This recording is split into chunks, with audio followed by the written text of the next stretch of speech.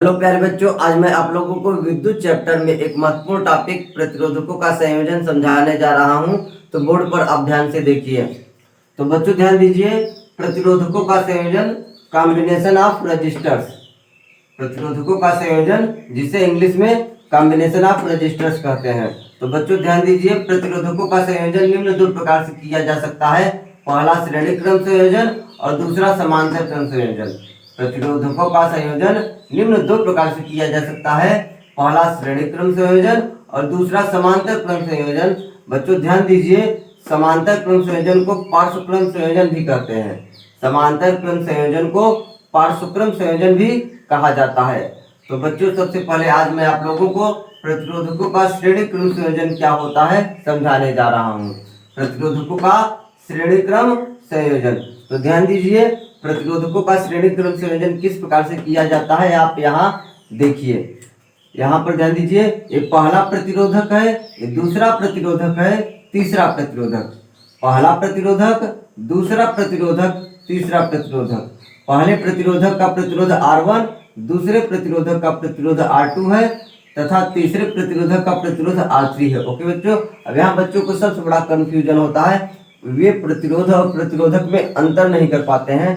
तो बच्चों ध्यान दीजिए, प्रतिरोध और प्रतिरोधक दोनों अलग अलग चीज होता है। आप समझिए, प्रतिरोध रजिस्टर्स, प्रतिरोधक को अंग्रेजी में रजिस्टर्स कहते हैं। ओके बच्चों, प्रतिरोधक को अंग्रेजी में रजिस्टर्स कहते हैं और यह एक मटेरियल होता है, पदार्थ होता है। ओके बच्चों, रजिस्टर्स जो होता है प्रतिरोधक पदार्थ होता है, मटेरियल होता है। और मटेरियल की वह प्रॉपर्टी जो विद्युत धारा का विरोध करता है, उस प्रॉपर्टी को प्रतिरोध कहते हैं, जिसे इंग्लिश में रेजिस्टेंस कहते हैं। ओके बच्चों, तो ध्यान दीजिए, रेजिस्टर्स यानी प्रतिरोधक एक पदार्थ होता है, मटेरियल होता है। और मटेरियल की प्रॉपर्टी को, मटेरियल की उस प्रॉपर्टी को जो धारा का विरोध करता है, प्रतिरोध कहते हैं। प्रतिरोध को इंग्लिश में रेजिस्टेंस कहते हैं। ओके बच्चों, और रेजिस्टेंस को आर से व्यक्त करते हैं। तो आप समझ पाए, रेजिस्टर्स या प्रतिरोधक पदार्थ होता है, मटेरियल होता है, उसकी प्रॉपर्टी को जो धारा का विरोध करता है उसे प्रतिरोध कहते हैं, अंग्रेजी में रेजिस्टेंस कहते हैं। तो आप समझ पाइए, प्रतिरोधक और प्रतिरोध में अंतर होता है। ओके, तो अब आगे ध्यान दीजिए, यहाँ पर ये ध्यान दीजिए, तीन प्रतिरोधक इस प्रकार से श्रेणी क्रम में जोड़े गए हैं। अब इसमें इंपॉर्टेंट बात आप ध्यान देना है, किस प्रकार से जोड़ा गया है आप समझिए। ये पहला प्रतिरोधक है, इसका पहला सिरा इधर है, दूसरा सिरा इधर है। इसी प्रकार आप समझ में आ रहा है। तो पहले प्रतिरोधक का दूसरा सिरा, पहले प्रतिरोधक का दूसरा सिरा दूसरे प्रतिरोधक के पहले सिरे से जोड़ा गया है। दूसरे प्रतिरोधक का दूसरा सिरा तीसरे प्रतिरोधक के पहले सिरे से जोड़ा गया है। ओके बच्चों, इसी प्रकार यदि आप आगे और रहेंगे तो तीसरे प्रतिरोधक का दूसरा सिरा चौथे प्रतिरोधक के पहले सिरे से जोड़ा जाएगा। ओके बच्चों, तो ध्यान दीजिए एक बार फिर से, श्रेणी क्रम संयोजन, प्रतिरोधकों का श्रेणी क्रम संयोजन जब किया जाता है तो ध्यान दीजिए, पहले प्रतिरोधक का दूसरा सिरा दूसरे प्रतिरोधक के पहले से जोड़ा जाता है और दूसरे प्रतिरोधक का दूसरा सिरा तीसरे प्रतिरोधक के पहले से जोड़ा जाता है। और आगे यदि इस प्रकार रहेगा तो तीसरे का दूसरा चौथे के पहले से जोड़ा जाएगा। और अंत में ध्यान दीजिए बच्चों, पहले प्रतिरोधक का पहला सिरा बैटरी या सेल के धन सिरे से और अंतिम प्रतिरोधक का अंतिम सिरा बैटरी या सेल के ऋण सिरे से जोड़ा जाएगा। ओके बच्चों, पहले प्रतिरोधक का पहला सिरा बैटरी के प्लस से जोड़ा जाएगा टर्मिनल से, और अंतिम प्रतिरोधक जो रहेगा उसका अंतिम सिरा माइनस, अंतिम का मतलब दूसरा सिरा माइनस से जुड़ा जाएगा। अब यहाँ ध्यान दीजिए बच्चों, ये मैंने सेल का प्रतीक बनाया, ये सेल का प्रतीक है और ये बैटरी का प्रतीक है। V वोल्ट का मैंने सेल लगाया है। तो बच्चों ध्यान दीजिए, सेल का ये प्रतीक है, ये बैटरी का प्रतीक है। सेलों को जोड़ करके बैटरी बनाया जाता है, सेलों को जोड़ करके बैटरी बनाया जाता है। तो ये दो सेलों को जोड़ करके जो बैटरी बनता है उसका एक प्रतीक है। ओके बच्चों, ये सेल का प्रतीक है और ये बैटरी का प्रतीक है। कई सेलों को जोड़ करके बैटरी बनाया जाता है। तो यहाँ पर ध्यान दीजिए, दो सेलों को जोड़ करके बैटरी बनाया गया है, उसका प्रतीक है। ओके, ये मैं आपको समझने के लिए यहाँ पर बना दिया हूँ। ओके, अब आगे ध्यान दीजिए, हमेशा जो परिपथ होता है, सर्किट होता है, हमेशा बैटरी या सेल के धन सिरे से करंट आई निकाला करिए। ओके बच्चों, हमेशा याद रखिए, जब सर्किट आप देखिए तो सेल या बैटरी के धन सिरे से ही करंट आई को निकाला जाता है। ओके, अब करंट आई इधर से जा रहा है और ये अमीटर है। ओके बच्चों, अमीटर जो इन प्रतिरोधकों से श्रेणी क्रम में जोड़ा गया है, प्रतिरोधकों के साथ में श्रेणी क्रम में जोड़ा गया है, ये अमीटर है। अमीटर का काम होता है विद्युत धारा को मापना। ओके बच्चों, अमीटर का काम होता है विद्युत धारा को मापना। और ये कुंजी है बच्चों, ये क्या है, ये परिपथ इस समय बंद है, इसमें धारा प्रवाहित हो रही है, ये बंद कुंजी इसको कहते हैं। जैसे कर देंगे तो ये खुली कुंजी का प्रतीक बन जाएगा। ओके बच्चों, तो आप ये जब ऐसे बंद करेंगे तो इसका मतलब क्या होगा, विद्युत धारा इससे प्रवाहित हो रहा है, परिपथ बंद है। ओके बच्चों, तो करंट आई यहाँ से जा रहा है, अमीटर से गया, अमीटर से जाते हुए प्रत्येक प्रतिरोधक से आई धारा जा रही है। अब यहाँ इंपॉर्टेंट बात ध्यान दीजिए कि ये श्रेणी क्रम में जोड़े गए हैं और आप देख रहे हैं तीनों के जाने का एक ही रास्ता है, तीनों में से एक ही करंट जाने का रास्ता है, इसलिए तीनों प्रतिरोधकों से समान धारा प्रवाहित होगा। ओके बच्चों, श्रेणी क्रम में ये तीनों प्रतिरोधक जोड़े गए हैं और करंट जो आई जा रहा है, आई के जाने का, धारा के जाने का एक ही रास्ता है, अतः तीनों प्रतिरोधकों से होकर समान विद्युत धारा का प्रवाह होता है। तो आप ध्यान दीजिए, श्रेणी क्रम संयोजन में प्रतिरोधकों से होकर जाने वाली धारा का मान समान होता है और विभवांतर अलग अलग होता है। ओके बच्चों, तो श्रेणी क्रम में आप ध्यान दीजिए, धारा का मान प्रत्येक से तो समान जाता है लेकिन विभवांतर अलग अलग होता है। पहला का विभवांतर V1, दूसरा का विभवांतर V2, तीसरे का विभवांतर V3 है। आप इस तरीके से समझ पाए ये चीज, तो आप श्रेणी क्रम संयोजन से संबंधित जो मुख्य बातें होती है आप यहाँ पर आगे ध्यान दीजिए। पहला, श्रेणी क्रम संयोजन में आप ध्यान दीजिए, पहली बात मैंने जैसा कि बताया, प्रत्येक प्रतिरोधक से समान धारा प्रवाहित होता है, प्रत्येक प्रतिरोधक से समान धारा प्रवाहित होता है, प्रत्येक प्रतिरोधक के सिरों के मध्य विभवांतर अलग अलग होता है। ओके बच्चों, आप यहाँ समझ पाए, जो बैटरी या सेल से करंट निकल रहा है, धारा आई निकल रहा है, अमीटर से आगे बढ़ रहा है, सब में समान धारा प्रवाहित हो रहा है क्योंकि धारा आई के जाने का एक ही रास्ता है, एक ही रास्ता है, इसका मतलब आई सब में सेम जाएगा। तो यही मैंने लिखा, प्रत्येक प्रतिरोधक के से समान धारा प्रवाहित होता है, अब विभवांतर तीनों में अलग अलग होता है। ओके बच्चों, विभवांतर का मान अलग अलग होता है। अब आगे ध्यान दीजिए, तीसरी बात, विभवांतरों का योग प्रतिरोधक को दिए जाने वाले कुल विभव का मतलब हुआ बैटरी या सेल से दिया जाने वाला टोटल पोटेंशियल। ओके बच्चों, कुल विभव का मतलब बैटरी या सेल से जितना आप टोटल वोल्टेज सप्लाई दे रहे हैं परिपथ को। ओके, तो ध्यान दीजिए, विभवांतरों का योग प्रतिरोधकों को दिए जाने वाले कुल विभव के बराबर होता है। आप यहाँ ध्यान दीजिए, बहुत ही साधारण सी बात है, V वोल्ट टोटल सप्लाई दे रहे हैं और V वोल्ट आगे चल करके V1, V2, V3 में बट जा रहा है। ओके बच्चों, V वोल्ट जो है टोटल आप सप्लाई यहाँ से चालू कर रहे हैं बैटरी से या सेल से, और यही V वोल्टेज ये V1, V2, V3 में बट जा रहा है, तो तीनों को जब जोड़ेंगे तो इसके बराबर हो जाएगा, तीनों का योगफल इसके बराबर हो जाएगा। तो वही चीज यहाँ पर मैंने लिखा है, V बराबर V1 plus V2 plus V3। Okay बच्चों, V बराबर आपका ये हो गया, तीनों को जोड़ दिए। अब ये V टोटल वोल्टेज है, कुल विभव है, बैटरी से दिया जाने वाला टोटल वोल्टेज है। तो ओम के नियम से आप फार्मूला जानते हैं, V बराबर क्या होता है, IR।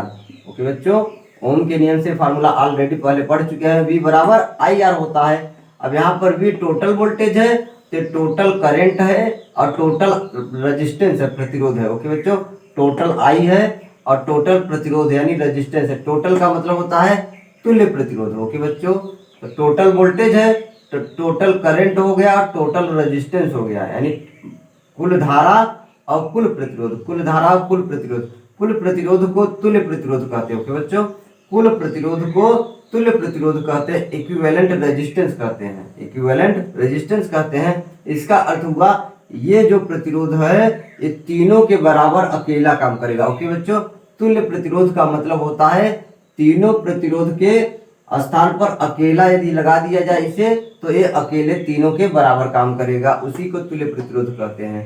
तो आप ध्यान दीजिए, यहाँ से V बराबर IR हो गया, V1 बराबर IR1 प्लस V2 बराबर IR2, V3 बराबर IR3, क्योंकि I सब में सेम है, I जो है विद्युत धारा तीनों में तो बराबर जा रही है, इसलिए I जो है सब में सेम है। I यहाँ से कॉमन हो जाएगा तो आई से आई कट जाएगा।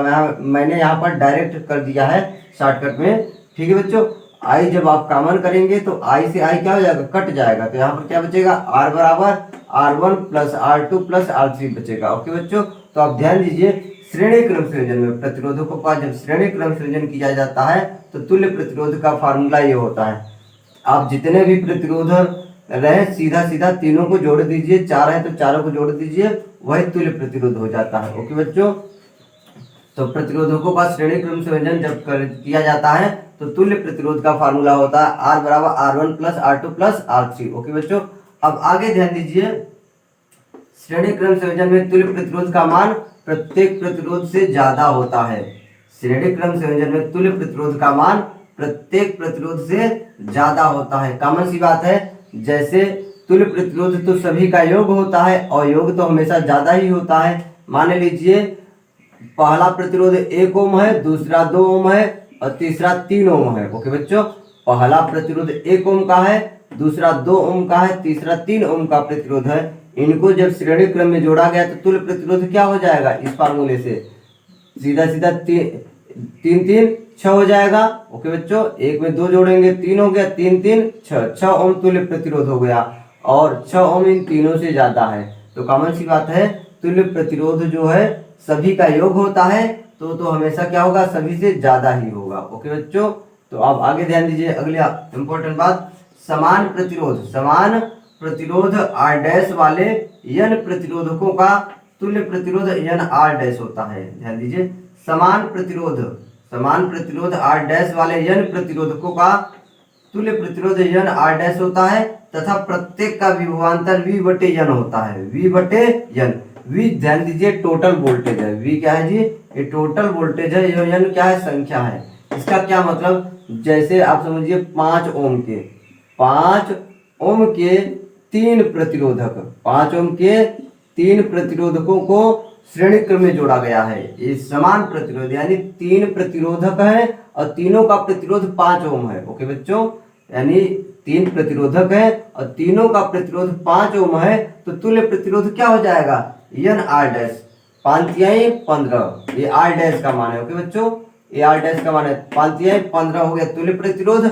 और समान धारा, मान लीजिए टोटल वोल्टेज मान लीजिए आप दे रहे हैं 12 वोल्ट लगा रहे हैं तो आपका n यानी संख्या से भाग दे देंगे, 3 से भाग देंगे तो 3 चौक 12, तो सभी का विभवांतर क्या हो जाएगा, 4 वोल्ट इस तरह से बट जाएगा। ओके बच्चों, आप समझिए, समान प्रतिरोध R डैश वाले n प्रतिरोधकों का तुल्य प्रतिरोध n R डैश, सीधा सीधा संख्या में प्रतिरोध का गुणा कर देते हैं। 3 प्रतिरोधक है और तीनों का प्रतिरोध 5 ओम है, तीनों का प्रतिरोध मान 5 ओम है और श्रेणी क्रम में जोड़ेंगे तुल्य प्रतिरोध तो 5 तिहाई 15। अब वोल्टेज जो है V बटे n, यानी जो टोटल वोल्टेज देंगे वो क्या हो जाएगा, बट जाएगा। तो संख्या यहाँ 12 वोल्ट मान लीजिए बैटरी लगाया है आपने और कुल 3 संख्या में तो 3 चौक 12 यानी 4 वोल्ट तीनों के एक रास विभवांतर आ जाएगा। ओके बच्चों, तो अब आगे ध्यान दीजिए, इतना हो गया। अब यहाँ 6वां पॉइंट आप ध्यान दीजिए बच्चों, प्रत्येक प्रतिरोधक का विभवांतर V1 बराबर V R1 बटे R। अब यहाँ R ध्यान दीजिए बच्चों, R जो है तुल्य प्रतिरोध है, R जो बटे में सबके R है, ध्यान दीजिए वो तुल्य प्रतिरोध है। ओके, अब यहाँ ध्यान दीजिए, अब जैसा कि मैंने आपको बताया कि श्रेणी क्रम में प्रतिरोधकों को जब जोड़ा जाता है तो प्रत्येक का विभवांतर पोटेंशियल डिफरेंस अलग अलग होता है। तो आपको डायरेक्ट एक ट्रिक के माध्यम से मैं आपको समझा रहा हूँ, एक फार्मूला के माध्यम से डायरेक्ट वोल्टेज कैसे निकालेंगे। अलग तरीका भी है उसको निकालने का, लेकिन आप डायरेक्ट इस फार्मूले से potential difference V1 V2 V3 का मान निकाल सकते हैं। तो ध्यान दीजिए, V1 बराबर यानी पहले के एक रास पोटेंशियल डिफरेंस कितना होगा, V तो समझ रहे हैं total voltage, V total voltage, यहाँ गुणा का चिन्ह है, बीच में मल्टीप्लाई का चिन्ह होता ही है। R1 बटे तुल्य प्रतिरोध, R क्या है जी, तुल्य प्रतिरोध है। ओके, तो V1 बराबर V R1 बटे R, V2 बराबर V इंटू, यहाँ पर बीच में इंटू का चिन्ह है, ध्यान दीजिएगा, R2 बटे R, V3 बराबर V R3 बटे R। तो फार्मूला भी याद करना बहुत आसान आपको दिखाई दे रहा है, बस आप ध्यान दीजिए, V टोटल वोल्टेज है और R क्या है, तुल्य प्रतिरोध, R क्या है, तुल्य प्रतिरोध। ओके बच्चों, अब आगे ध्यान दीजिए, V बराबर आई आर से, यानी ओम के नियम से V बराबर आई आर ओम का नियम होता है। तो यहाँ पर I जो कांस्टेंट है, I जो है नियत है, कांस्टेंट है, तो V और R क्या हो गया, एक दूसरे के अनुक्रमानुपाती हो गया। ओके बच्चों, यानी समानुपाती कहिए या अनुक्रमानुपाती कहिए, बात एक ही होता है। V बराबर आई आर ओम का नियम होता है। अब श्रेणी क्रम संयोजन में आपने बोला I क्या है, सब में समान होता है, तो I जब बराबर हो गया, नियत हो गया, तो वोल्टेज और R अनुक्रमानुपाती हो गया, पोटेंशियल और R क्या हो गया, यानी प्रतिरोध अनुक्रमानुपाती हो गया। इसका अर्थ हुआ जिसका प्रतिरोध ज्यादा होगा उसका पोटेंशियल क्या हो जाएगा, ज्यादा आएगा। जिसका प्रतिरोध, इसमें से जिसका प्रतिरोध ज्यादा रहेगा उसका विभवांतर क्या आएगा जी, ज्यादा आएगा। आप ये डायरेक्ट आप देख करके बता सकते हैं। ओके, जैसे आपको क्वेश्चन में पूछ लिया जाए सीधा सीधा कि किसका विभवांतर ज्यादा आएगा, किसका विभवांतर ज्यादा आएगा, तो आप ध्यान दीजिए जिसका प्रतिरोध ज्यादा उसका विभवांतर ज्यादा। अब यहाँ से V1 बटे V2 बराबर R1 बटे R2 हो जाएगा, ये R1 है। ओके बच्चों, V1 बटे V2 बराबर R1 बटे R2, आप याद रखिए, महत्वपूर्ण पॉइंट है ये सब। V अनुक्रमानुपाती R, क्योंकि I क्या है, नियत है, तो V1 बटे V2 बराबर R1 बटे R2 होता है श्रेणी क्रम संयोजन के लिए, श्रेणी क्रम संयोजन के लिए। अब आगे ध्यान दीजिए, आपने पीछे पढ़ा है उत्पन्न उष्मा H बराबर I स्क्वायर RT। आप किसी विद्युत उपकरण को जब धारा प्रवाहित करते हैं तो उसमें उष्मा उत्पन्न होती है, तो वही फार्मूला है। तो ध्यान दीजिए I तो इसमें कांस्टेंट है, टाइम को भी यदि कांस्टेंट मान लिया जाए, समय और धारा को यदि नियत मान लिया जाए, बराबर मान लिया जाए, तो उष्मा और R में संबंध, उष्मा और प्रतिरोध में संबंध, H और R अनुक्रमानुपाती हो गया। तो इसका मतलब प्रतिरोध जिसका ज्यादा उसमें ज्यादा उष्मा उत्पन्न होगी, वह जल्दी गर्म होगा, और जिसका प्रतिरोध कम रहेगा वह लास्ट में गर्म होगा। ठीक है बच्चों, तो जिसका प्रतिरोध ज्यादा उसमें ज्यादा उष्मा उत्पन्न होगी, और जिसका प्रतिरोध कम होगा वह देरी में गर्म होगी। ओके बच्चों, तो ध्यान दीजिए श्रेणी क्रम संयोजन में H1 बटे H2 बराबर R1 बटे R2 होता है। ओके बच्चों, तो श्रेणी क्रम में ये दोनों बात जरूर है, आप याद रखिए। उष्माओं का अनुपात, पहले प्रतिरोध में उष्मा का अनुपात बटे दूसरे प्रतिरोध में उष्मा का अनुपात बराबर पहले का प्रतिरोध बटे दूसरे का प्रतिरोध। ओके बच्चों, तो श्रेणी क्रम में इसको भी याद रखिए और इसको भी याद रखिए। ओके, तो आप इन पॉइंट को नोट कर लीजिए, फिर मैं आपको दूसरा समांतर क्रम संयोजन, जिसे पार्श्व क्रम संयोजन भी कहते हैं, समझाने जा रहा हूँ।